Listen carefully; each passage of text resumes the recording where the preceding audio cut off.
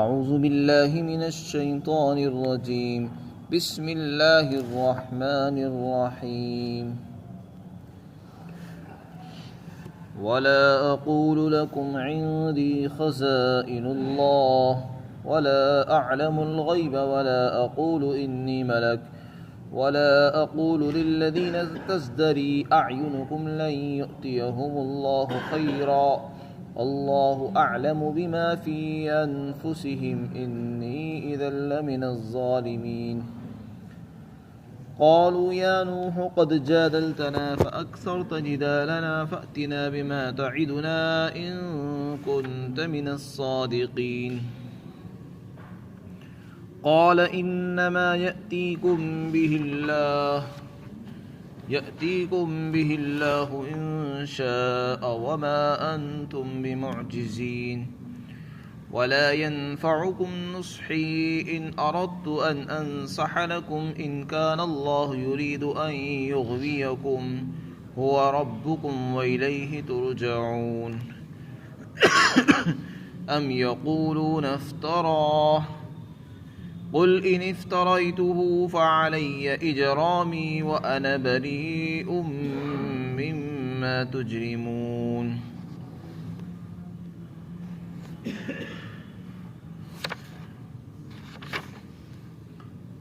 اور میں یہ نہیں کہتا ہوں تم سے کہ میرے پاس اللہ کے خزانے موجود ہیں، اور نہ میں غیب کی باتوں کو جانتا ہوں، اور نہ میں یہ کہتا ہوں کہ میں فرشتہ ہوں، اور تمہاری نگاہیں جن کو حقیر اور ذلیل کہتی ہیں، میں ان کو یہ نہیں کہتا کہ ہرگز اللہ ان کو کوئی خیر اور بھلائی عطا نہیں فرمائے گا۔ اللہ تعالیٰ خوب جانتا ہے ان کے دلوں میں کیا ہے، یقیناً میں تب تو ظالموں میں شامل ہو جاؤں گا اگر میں اس طرح کی بات کروں گا۔ انہوں نے جواب دیا، اے نوح، تو نے ہم سے جھگڑا کیا اور بہت زیادہ جھگڑ لیا ہے، لہذا اگر تو سچا ہے تو جس عذاب سے تو ہم کو ڈراتا ہے وہ عذاب لے آ۔ حضرت نوح علیہ السلام نے فرمایا کہ عذاب کو اللہ تعالیٰ ہی لے کر آئے گا اگر چاہے گا، اور تم اللہ کو عاجز کرنے والے نہیں ہو، اور اگر میں تم کو تمہاری خیرخواہی کرنا چاہوں تو میری خیرخواہی تم کو نفع نہیں دے گی اگر اللہ تعالیٰ تم کو گمراہ کرنا چاہے گا۔ وہ تمہارا رب ہے اور اسی کے پاس تم سب کو لوٹ کر جانا ہے۔ کیا وہ یہ کہتے ہیں کہ اس کو انہوں نے گھڑ لیا ہے؟ آپ کہہ دیجئے اگر میں نے اس کو گھڑا ہے تو اس جرم کا وبال، میرے جرم کا وبال مجھ ہی پر ہوگا، اور تمہارے جرم سے میں بری ہوں۔ حضرت نوح علیہ السلام کے متعلق جیسا کہ کل عرض کیا گیا، حضرت آدم علیہ السلام سے 1000 سال کے بعد تشریف لائے۔ 10 قرن، ایک قرن جو ہے 100 سال کا ہوتا ہے، یعنی 10 صدیوں کے بعد آپ علیہ السلام تشریف لائے۔ اس وقت تک دنیا کے اندر کفر اور شرک نہیں پھیلا تھا، بلکہ توحید پر لوگ قائم تھے، اور اس کے بعد جب 10 قرن گزر گئے تو لوگوں کے اندر شرک اور بدعات، کفر اور شرک پھیل گیا۔ اللہ تعالیٰ نے حضرت نوح علیہ السلام کو دنیا میں مبعوث فرمایا، انہوں نے اللہ کی توحید کی دعوت دی اور لوگوں کو شرک سے روکا، منع کیا، اور مسلسل 950 برس تک قوم کو سمجھاتے رہے، ہر طریقے سے سمجھایا، جیسا کہ سورہ نوح کے اندر اللہ نے فرمایا، رب انی دعوت قومی لیلا و نہارا، اے پروردگار میں نے اپنی قوم کو رات دن دعوت دی ہے، رات میں بھی دعوت دی، اللہ کو مان لو، اللہ کی بات مان لو، میری بات مان لو، دن میں بھی دعوت دی، لیکن سوائے دور بھاگنے کے ان کے اندر کوئی چیز نہیں آئی۔ میں جتنا ان کو بلاتا ہوں وہ مجھ سے اور زیادہ دور ہی بھاگتے رہے۔ فلم یزدہم دعائی الا فرارا،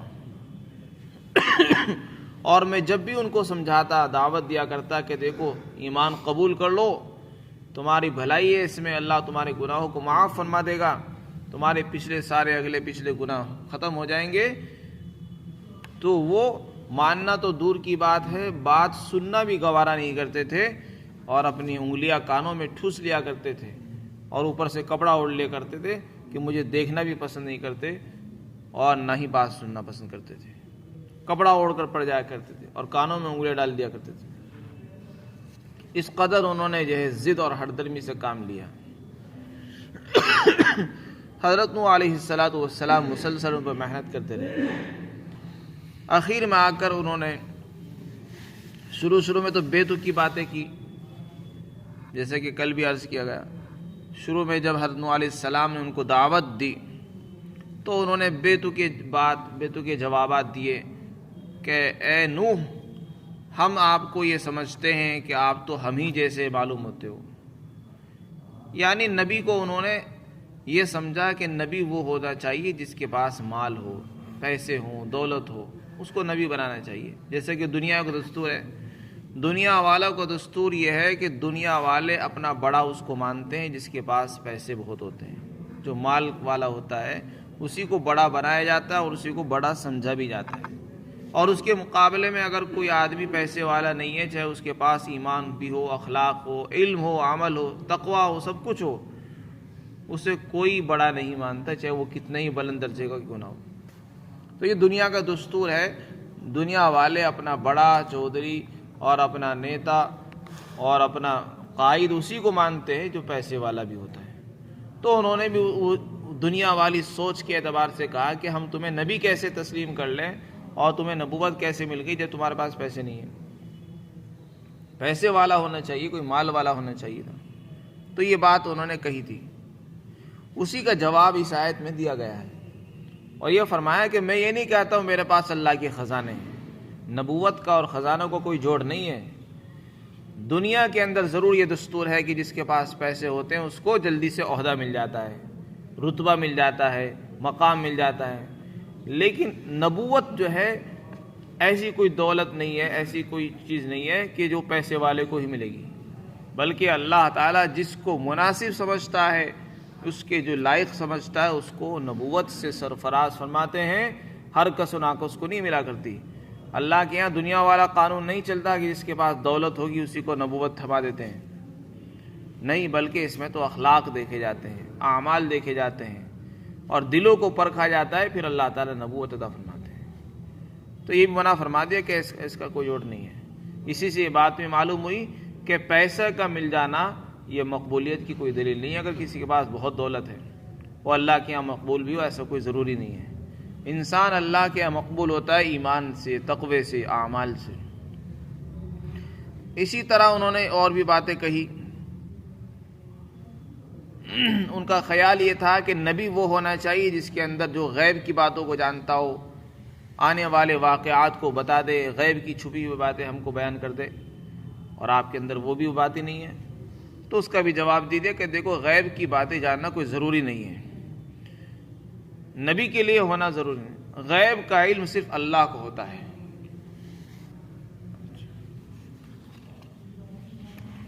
غیب کا علم صرف اللہ کو ہوتا ہے. اللہ کے علاوہ کسی اور کو غیب کا علم نہیں ہوتا. اور اسی طریقے سے ان کا خیال یہ تھا کہ نبی وہ ہونا چاہیے جو فرشتہ ہو. اگر فرشتہ نہیں، فرشتوں جیسی صفات اس میں ہونی چاہیے. اس کا بھی جواب دیا کہ نہ تو میں فرشتہ ہوں، نہ غیب جانتا ہوں، نہ میرے پاس خزانے ہیں. میں تو اللہ کا نبی ہوں. اللہ کے نبی بننے کے لیے مال کی بھی ضرورت نہیں ہے، فرشتے کی ضرورت نہیں ہے، غیب کا جاننا والا ہونا ضروری نہیں ہے. اللہ جس کو چاہتا ہے وہ دے دیتا ہے. اچھا، رہی بات مسلمان جو تھے ان کو وہ کہتے تھے کہ آپ ان کو ہٹاؤ اپنے پاس سے. جو مسلمان تھے وہ ادنا درجے کے لوگ تھے اور یہ ہر نبی کا طریقہ رہا ہے. انہوں نے بھی یہی بات کہی کہ آپ کے جو ماننے والے لوگ ہیں وہ ہمارے میں سب سے ذلیل گھٹیا لوگ ہیں، تو ان کے ہوتے ہوئے ہم آپ کے پاس کیسے بیٹھ جائیں، آپ کی بات کیسے سن لیں، ہم آپ پر ایمان کیسے لے آویں، کیونکہ گھٹیا لوگ تو آپ کے اوپر ایمان لا رہے ہیں، ہم کیوں مانیں آپ کو. اسی طرح کی بات اور بھی لوگوں نے کہی ہے. جیسے کہ مکہ کے قریشیوں نے بھی بات کہی کہ اگر یہ دین افضل ہوتا تو سب سے پہلے ہم اس کو قبول کرتے، کیونکہ ہم لوگ عقل مند لوگ ہیں، ہوشیار آدمی ہیں. جو سب سے اچھی چیز شہر میں آتی ہے، ملک میں آتی ہے، سب سے پہلے ہم اس کو لیتے ہیں. ہم نے چونکہ اس کو قبول نہیں کیا اور ہمارے ادنا گھٹیا لوگوں نے قبول کیا، اس کا مطلب یہ کہ وہ اچھی چیز نہیں، نعوذ باللہ. اسی طرح کی بات انہوں نے کہی. تو اس کا جواب دے دیا کہ جس تمہاری نگاہیں جن لوگوں کو حقیر اور ذلیل سمجھ رہی ہے، میں ان کے بارے میں یہ نہیں کہہ سکتا ہوں جو تم کہہ رہے ہو. میں تمہاری موافقت نہیں کر سکتا ہوں کہ وہ گھٹیا ہیں. میں گھٹیا کیسے کہہ دوں؟ جس آدمی کے دل میں ایمان ہے، اللہ پر یقین ہے، وہ گھٹیا نہیں ہو سکتا. اس کے پاس دولت نہ ہو، غریب ہو، مزدور ہو، اگر اس کے پاس ایمان ہے، وہ اللہ کی نظروں میں زمین و آسمان سے زیادہ قیمتی ہے. ساتوں زمین ساتوں آسمان سے زیادہ وزنی ہے وہ. تو فرمایا میں اس کو گھٹیا نہیں کہہ سکتا. ہرگز میں یہ نہیں کہہ سکتا اللہ تعالیٰ اس کو کچھ نہیں دیں گے. جیسے کہ انہوں نے یہ بات کہی تھی کہ اصل میں انہوں نے تو ایمان اس لیے قبول کر لیا کہ بس سرسری طور پر، جو کہ وہ گھٹیا لوگ تھے، بس تمہارے بہکاوے میں آ گئے. انہوں نے غور بھی نہیں کیا، نہ تحقیق سے کام لیا، غور و فکر سے کام لیا، سرسری طور پر یوں ہی تمہارے ساتھ لگ گئے. تو اس کا جواب دیا اور وہ کہنے لگے کہ اب ان کو کچھ ثواب نہیں ملنے والا، نہ اللہ کے یہاں ان کا ایمان مقبول ہے. تو حضرت نوح علیہ السلام کو کے ذریعے جواب دلوایا جا رہا، آپ ان سے یہ کہو کہ میں یہ نہیں کہہ سکتا ہوں کہ اللہ تعالیٰ ان کو کچھ نہیں دے گا. نہیں، میں یہ کیسے کہہ دوں؟ اگر میں ایسا کہوں گا تب تو میں ظالم بن جاؤں گا. یعنی میں نے اپنے ہی ایمان والے بھائی کے مقام اور مرتبے کو خود گھٹا دیا، اس کو حقیر اور ذلیل سمجھا. یہ ظلم ہے، ایمان والوں کو گھٹیا سمجھنا اور کافروں کو اپنے سے افضل اور بہتر سمجھنا. نوح علیہ السلام نے فرما دیا کہ صاف طور سے ان کے دلوں میں جو ایمان ہے اس کو تو اللہ زیادہ جانتا ہے، اور میں ان کے بارے میں یہ کیسے کہہ سکتا ہوں اللہ تعالیٰ ان کو کچھ نہیں دینے والا، ثواب نہیں دے گا. بلکہ اللہ تعالیٰ ان کو دے گا، اور یہ اپنے رب سے ملاقات کرنے والے ہیں اور ان کو زیادہ دے گا، اس لیے میں یہ بات نہیں کہہ سکتا. پھر آخر میں آ کر کہنے لگے کہ اے نوح، بہت جھگڑا ہو گیا، بہت باتیں ہو گئی، تم بہت دن سے ہمیں پریشان کر رہے ہو، سمجھا رہے ہو. اب یہ جھگڑے چھوڑو، جس عذاب سے تم ہمیں ڈراتے ہو، دھمکیاں دیتے رہتے ہو، اگر تم واقعتاً سچے معلوم ہوتے ہو، وہ عذاب لے آؤ. بس بات ختم ہو گئی. روزانہ کا یہ جھگڑا ختم ہو جائے گا. روزانہ تم ہمیں سمجھاتے رہتے ہو اور ہم جھگڑتے رہتے ہیں. اس سے بہتر یہ کہ جس عذاب کی تم ہمیں دھمکیاں دے رہے ہو وہ عذاب ہی لے آؤ. حضرت نوح علیہ السلام نے فرمایا کہ دیکھو، عذاب لانا یہ میرے ہاتھ میں نہیں ہے. میں نے جو عذاب سے ڈرایا ہے وہ تو اللہ کے کہنے کی بنیاد پر، کیونکہ اللہ نے فرمایا کہ اگر تم نہیں مانو گے تو اللہ کا عذاب آئے گا. وہ عذاب کب لائے گا وہ اس کی مرضی ہے، جب چاہے لائے، نہ لائے وہ بھی اس کی مرضی ہے. تو حضرت نوح علیہ السلام نے آخر میں آ کر ان کے لیے جو ہے بد دعا فرمائی، جس کا ذکر سورہ نوح کے اندر آیا ہے. رب لا تذر علی الارض من الکافرین دیارا، اے پروردگار کسی کافر کو مت چھوڑیے. چنانچہ پھر پانی کا طوفان آیا اور اللہ نے سب کو غرق کر دیا، اور جتنے ایمان والے تھے ان کے متعلق حکم دیا کہ آپ ان کے لیے کشتی تیار کرو. حضرت نوح علیہ السلام تختے لائے، تختے جوڑتے تھے اور ان میں کیلے لگایا کرتے تھے. اس سے کشتی بنوائی اور کئی منزلہ جہاز بنایا، اور پھر اس میں جو ہے سوار ہوئے، مسلمانوں کو سوار کیا. اللہ تعالیٰ نے اس کے ذریعے سے ان کی حفاظت فرمائی اور وہ بچ گئے، اور جتنے بھی کافر تھے وہ سب غرق ہو گئے. تو حضرت نوح علیہ السلام ان کو سمجھاتے تھے، خیرخواہی فرماتے تھے. اگلی آیت میں اللہ تعالیٰ فرماتے ہیں وَلَا يَنفَعُكُمْ نُصْحِي، کہ میں نے دیکھو تمہیں بہت سمجھایا لیکن میری نصیحت، میری خیرخواہی تمہارے کام نہیں آ سکی.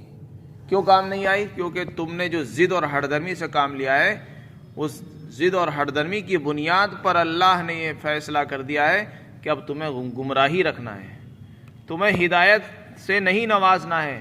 اللہ نے تمہارے لیے محرومی اور بدقسمتی لکھ دی ہے، اور وہ تمہارا رب ہے. لہذا میرا سمجھانا تمہیں مفید نہیں ہو رہا ہے، اب میں بد دعا کرتا ہوں.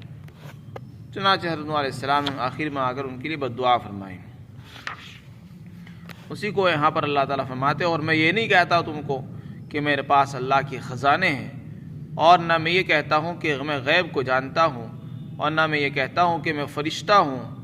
اور جن تمہاری نگاہیں ہیں جن کو ذلیل کہتی ہیں، میں ان کے بارے میں یہ نہیں کہہ سکتا ہوں کہ اللہ تعالیٰ ان کو کوئی خیر، کوئی ثواب اور نیکی عطا نہیں فرمائے گا. اللہ تعالیٰ خوب جانتا ہے ان کے دلوں میں کیا ہے، اور اگر میں ایسا کہوں جیسے تم چاہتے ہو تب تو میں ظالم بن جاؤں گا. انہوں نے کہا اے نوح، تو نے ہم سے جھگڑا کیا اور بہت زیادہ جھگڑ لیا ہے، لہذا جس عذاب سے تم کو دھمکاتا ہے ڈراتا ہے وہ عذاب لے آؤ اگر تم سچے ہو۔ حضرت نوح علیہ السلام نے فرمایا کہ اگر اللہ چاہے گا تو وہی عذاب لے کر آئے گا، اور دیکھو جب عذاب آئے گا تو تم پھر اللہ کو عاجز کرنے والے نہیں ہو، یعنی بھاگ نہیں سکو گے۔ اور اگر میں تم کو نصیحت کرنا چاہوں، تمہاری خیرخواہی کرنا چاہوں تو میری خیرخواہی تم کو نفع نہیں دے گی اگر اللہ تعالیٰ تم کو گمراہ کرنا چاہے گا۔ وہی تمہارا رب ہے اور اسی کی طرف تم سب کو لوٹ کر جانا ہے۔ آخر کی آیت میں اللہ تعالیٰ نے فرمایا کیا وہ لوگ یہ کہتے ہیں کہ اس کو انہوں نے گھڑ لیا ہے؟ یہ آیت کس سے متعلق ہے؟ اس کے متعلق مفسرین کے بارے میں دو رائے ہیں کہ یا تو یہ قرآن سے متعلق ہے، یعنی قرآن کے بارے میں جو ان کا عام عقیدہ تھا کہ یہ قرآن محمد نے اپنی طرف سے گھڑ لیا ہے، تو وہی بات یہاں جملہ معترضہ کے طور پر بیچ میں آ گئی، اور یہ کہا گیا کہ اگر وہ یہ کہتے ہیں کہ اس کو میں نے گھڑ لیا ہے تو آپ جواب میں کہہ دو کہ اگر میں نے اس کو واقعتاً گھڑا ہے نعوذ باللہ، بالفرض مان لو چلو میں نے گھڑ لیا ہے تو یہ میں نے غلطی کی، جرم میں نے کیا نا، تو اس جرم کا وبال اور گناہ بھی تو میرے اوپر ہی ہوگا، تمہارے اوپر تو نہیں ہوگا۔